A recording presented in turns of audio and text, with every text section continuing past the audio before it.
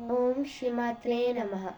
तव स्तन्यं मन्ये तव स्तन्यं मन्ये धरणिधरकन्ये हृदयतः धरणिधरकन्ये हृदयतः पयः पारावारः पयः पारावारः परिवहति सारस्वतमिव परिवहति सारस्वतमिव दयावत्या दत्तं दयावत्या दत्तं द्रविडशिशुरास्वाद्य तव यत् द्रविडशिशुरास्वाद्य तव यत् कवीनां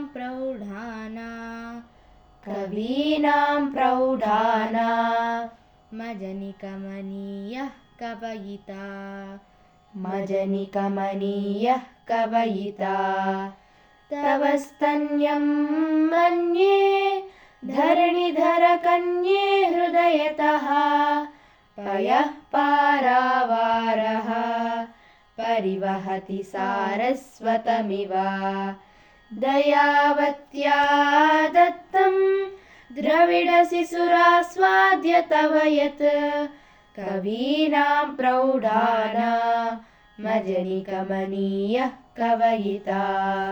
ॐ श्रीमात्रे नमः।